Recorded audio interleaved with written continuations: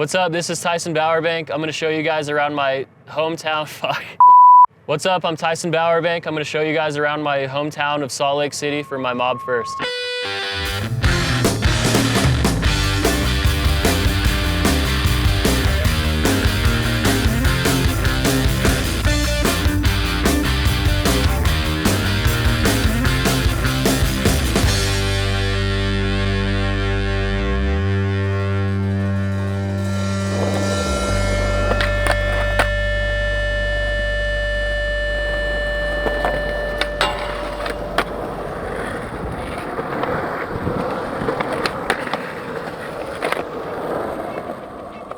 We are at Guthrie Skate Park.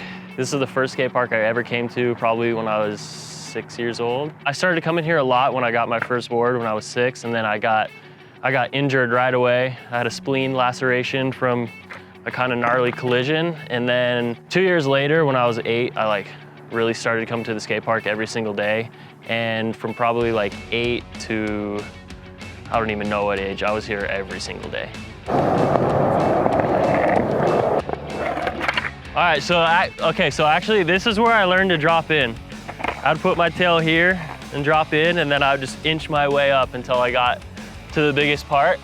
But this little section is where kids would skate it as a mini ramp. I was dropping in here, and homie rolled in there and carved around this corner, and I didn't even see that he was coming. So I dropped in here, and we probably collided right here, and I landed over here. I flew from over there to over here. It lacerated my spleen, so that kind of halted my skating for a couple of years, but I was in the ICU for a week. My dad tried to give me a fucking Carl's Jr. spicy chicken sandwich, and I was bleeding internally, not feeling so good, and I don't like spicy chicken sandwiches anymore. This is where I learned how to pop onto ledges. That's so weird. This thing used to be so tall to me that I would have to go do that thing to get on top of it. I love coming to this park. I still live right down the street.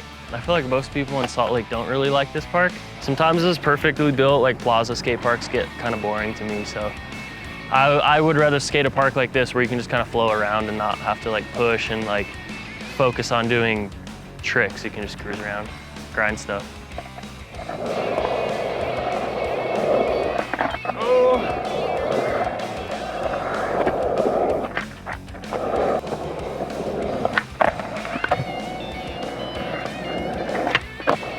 Dude, I used to skate off this thing, the flat, for absolutely no reason. Bad idea. Actually, you know what? Now that I think of it, that was probably my first board slide. I used to tell my mom I was grinding the extension, although I wasn't grinding, but I thought I was.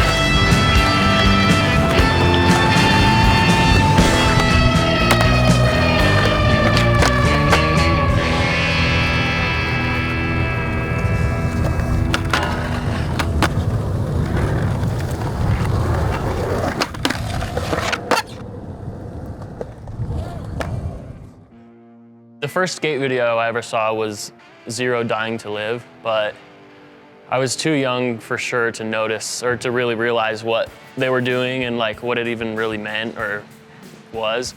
All I really remember was the slam section from that video and just watching people sack rails and stuff.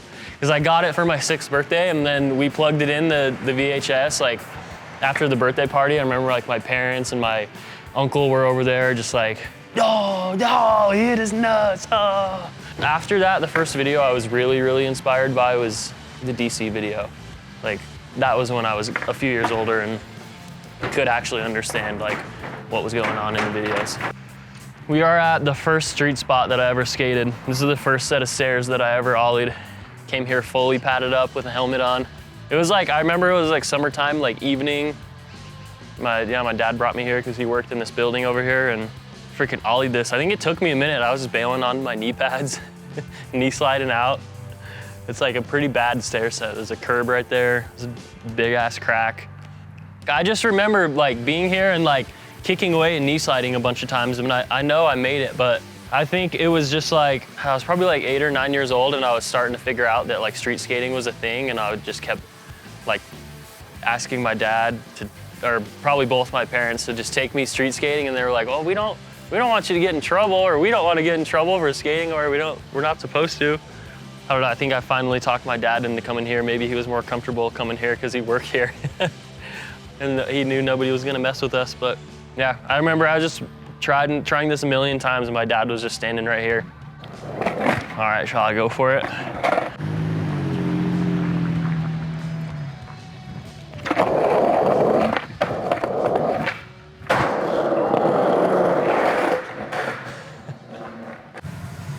Dude, I remember we had come and looked for it, or we had come to look for it a couple times and couldn't find it.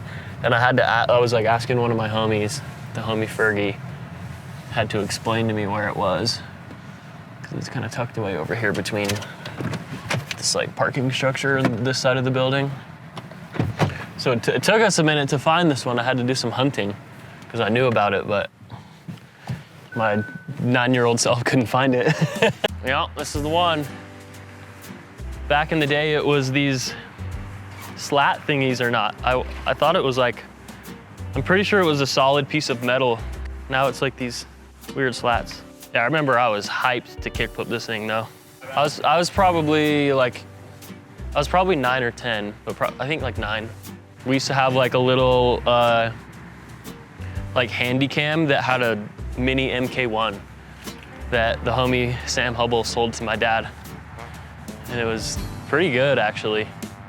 So my parents were my filmers. I think it was like one of the first times I had something in my mind that I wanted to do, and then I, felt that accomplished feeling of like wanting to do something, kind of like thinking about it for a long time, finding the spot, and then going and doing the trick. That's definitely the first time that happened for me where I like had a trick planned out in my mind that I wanted to do. But maybe it was another one of those things where you're a kid and you don't even realize that this is shitty to skate off of. You're just like, oh, stairs, I'm going off. I'm gonna land right in this fat crack. Yes, so after I had my spleen injury, I couldn't like be bumped into at all, so I couldn't go into a crowd or like any type of busy place. And I don't know how, but somehow my mom found out that they were doing like a Tony Hawk demo and like an autograph signing at Zoomies, which I now know was the One Step Beyond tour, but I didn't even know what that was back then. So my mom called the people at Zoomies and got me like, some special treatment pretty much. So I got to skip the line. Like I remember we showed up and there was just like a line, like, I don't know, hundreds of kids like lined up at the door at Zoomies waiting to get autographs, and they let me skip the whole line, go first and get to like personally meet all the pros. And I think the very first pro I met was Brian Sumner. And then Chris Markovich actually like gave me a brand new Hollywood board and autographed it, and it's like has his autograph across the whole thing. Definitely still have that one at my mom's house too. And then the next day was like the Vert demo. It was like Tony Hawk and Sandro Diaz and Shaun White when he was like a little kid. And they let me sit inside the gate, like VIP style again. It was pretty sick. I still think I was like too young to really think of it like, oh man, these are pro skaters. Like, I think I knew they were pros and I thought it was cool, but I don't think I had that like, I don't think it was like super like deep and meaningful to me yet. I was just like, oh, this is cool. These are pro skaters. And I'm like, that's Tony Hawk, But looking back, that's really sick that they let me like skip the line and go through and get to meet all those dudes, because like obviously that was a sick ass team, and One Step Beyond is like a legendary video. This is the library 6 block. It used to be a super good spot, but not anymore. But this was I back three'd this when I was 15, and it was the first ad that I had ever had in a magazine. It was a Dark Star ad that was in Transworld, I believe. That was big for me.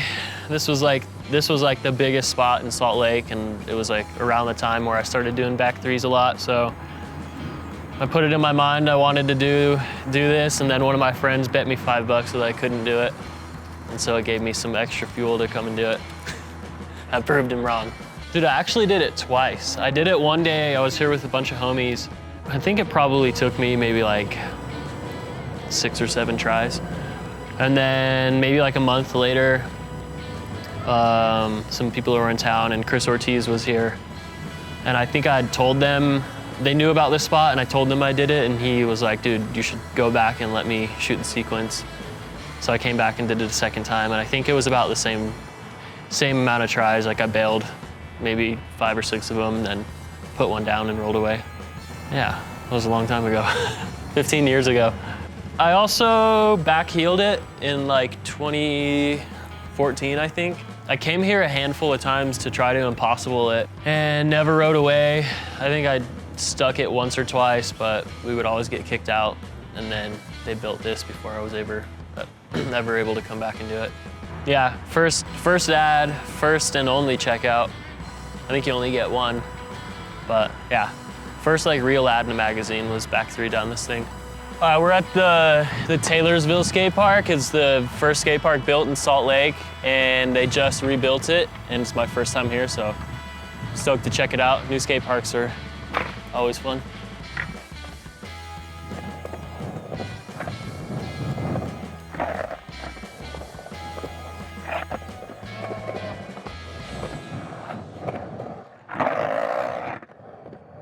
Oh, dude, they have diamond cut coping.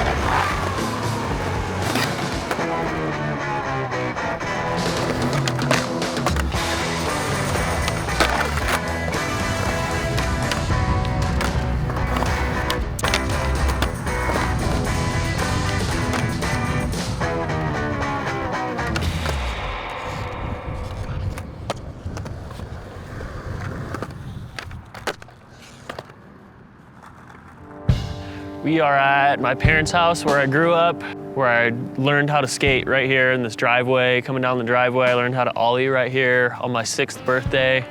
This dude, his name was Troy Johnson, worked with my mom, and he was one of the OG like Salt Lake skaters. He got a bunch of his homies to come do like a whole demo in the circle right here. They brought like a box and a flat bar, and like all my little friends and my family watched this demo right here in the circle, and they taught me how to ollie right here. And then yeah, I would just skate out in the front yard like all the time. I had a bunch of little rails. I used to have a parking block on the sidewalk. My dad built me some other like boxes and little bank ramps and stuff. So the first ollie was right here at the bottom of the driveway, and then my first kickflip was up there at the top of the driveway. I remember like when I was learning to kickflip, I could flip them, and I would always put my front foot on the ground. And I could never figure out how to get both feet on. And then I learned it on the trampoline in the backyard. And I was able to get both feet on. And then like the next day, I think I just spent all day out here on the driveway learning to kickflip, and I landed a few of them. And I know my mom was filming them, but I don't think we have that footage anywhere. And I did have a flat bar, so my first board slide was probably right in front right here too. On the flat bar, I used to like set it along the grass and just land in the grass and try to ride away. That parking block was on the sidewalk, and I learned a lot of tricks on that too. Like I learned how to back lip and crook and I don't know, all kinds of stuff on that thing. It was only like this tall. This was where I used to have my ramp. It's now my mom's garden. The winters kind of destroyed it, but it was here for a while and it was super fun. It was 6 feet tall. And originally it had 7-foot extensions on both sides, but the neighbors that used to live in this house complained to the city about it. So we had to like downsize it and, you know, comply with all of their rules. My parents went through a shitload of work to be able to keep it. So it used to go like all the way out to probably like right here from the fence.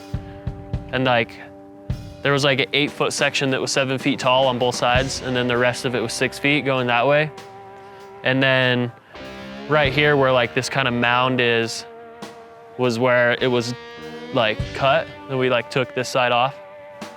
And then there's this mound here because the city said it couldn't be off of the ground. So my parents just got a bunch of, because it was on like all of these cinder blocks, it was leveled on all of these. So they just got a bunch of dirt and then pushed the dirt up to the edge of it. And then it technically wasn't off of the ground. I guess that was like, I don't know, the city let them get away with that. Tassel on there. I don't know where my actual high school like tassel thing or my diploma's at.